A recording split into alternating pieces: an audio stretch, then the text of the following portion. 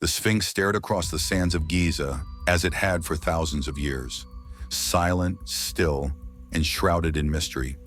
But in the dead of night, beneath its ancient paws, something stirred, a vibration, faint, rhythmic, as if the desert itself was breathing.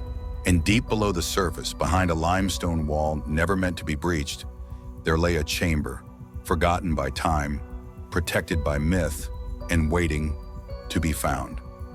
This was not a legend. This was the Hall of Records, and one man was about to risk everything to prove it. Dr. Julian Cade wasn't a conspiracy theorist. He was a professor of ancient civilizations at the University of Chicago, a Rhodes Scholar, a published author, and to many a rising star in the academic world. But all of that changed the day he stumbled across a footnote, a single line in an untranslated scroll found in a forgotten monastery in northern Egypt. Beneath the lion who sees the sun lies the truth that will blind the eyes of the liars. Julian couldn't shake it. The lion who sees the sun. That had to be the Sphinx. He dug deeper and found whispers in the strangest places. Old maps showing tunnels under Giza, testimonies from 19th century explorers who were silenced, and even classified U.S. military documents referencing seismic anomalies beneath the monument. He brought it to the university board. They laughed him out of the room. His funding was pulled, his name dragged through academic circles. He was discredited, humiliated, and dismissed. But the deeper he fell, the clearer the picture became. They were hiding something, and he would find it. Julian arrived in Cairo under an alias, working with a small crew of independent geologists. He wasn't the only one who believed in the Hall of Records. One of his contacts was Layla Hassan, an Egyptian archaeologist whose father had disappeared during an unauthorized dig near the Sphinx in the 1970s. "I was 6 years old," she said. "He said he found something, that they came for him afterward, men in suits, Americans." Julian showed her the scroll. She went pale. "My father had the same line written in his journal." The pieces were converging. Together, they planned a covert operation to scan beneath the Sphinx under the cover of night, using ground-penetrating radar smuggled in under equipment marked for a geological survey. And what they found and confirmed everything: a rectangular void, 20 meters beneath the surface. Perfect symmetry, artificial, deliberate, a chamber. 3 nights later, Julian and Layla entered the Sphinx enclosure.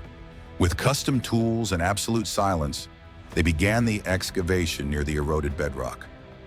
Hours passed. Then, a hollow echo. They'd broken through. A hidden shaft, no wider than a coffin, led downward into pitch-black earth. Julian looked at Layla. "You don't have to." "I'm going first," she said, already strapping on her rope. The descent was slow and suffocating. Dust filled their lungs. Every creak echoed like thunder. At the bottom, another door, stone, covered in ancient symbols they'd never seen. Not Egyptian, something older. Layla touched the center glyph. It lit up. A low hum vibrated through the walls.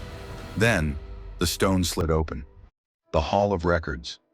The room was massive, far larger than they expected, 40 feet high, domed, and glowing with a light source they couldn't identify.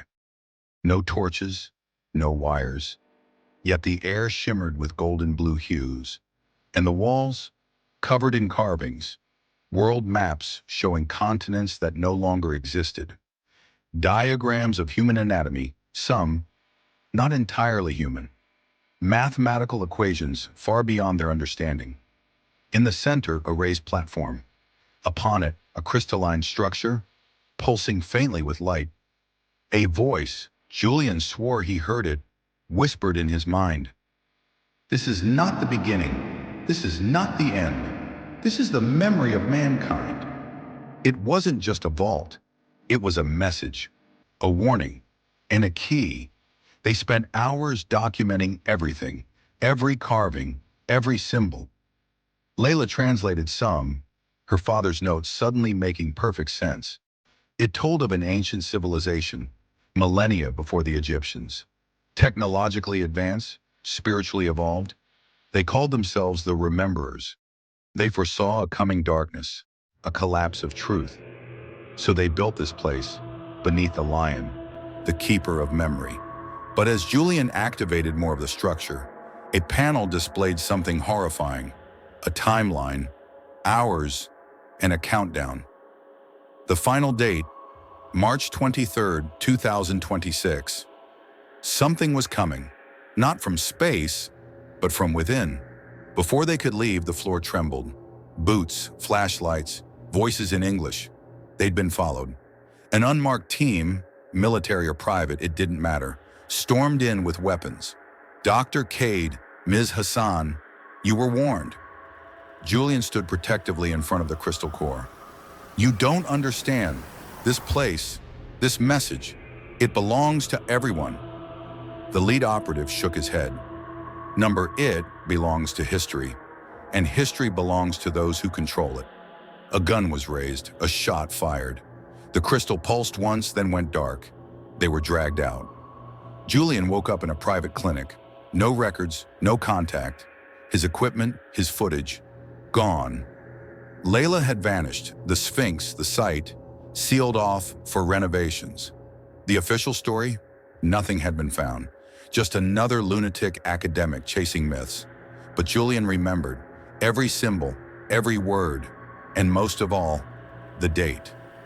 March 23rd, 2026. Today, Julian lives in seclusion in Arizona. He doesn't publish anymore, doesn't speak publicly, but he writes in code. He uploads fragments of the hall, images recreated from memory, buried in forums and encrypted file chains. A new generation has begun to notice. The questions are resurfacing, and the countdown continues. You may wonder, was it real? Did the Hall of Records truly exist? The governments say no. The textbooks are silent. The experts laugh. But ask yourself, why are there sealed chambers no one is allowed to open? Why has every ground-penetrating scan beneath the Sphinx been censored? Why have explorers gone missing? Why does the Sphinx show erosion consistent with 10,000 years of rain, when the Sahara has been dry for millennia?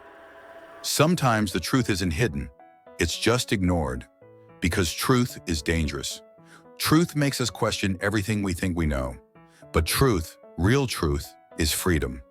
The pursuit of knowledge must always challenge what we think we know.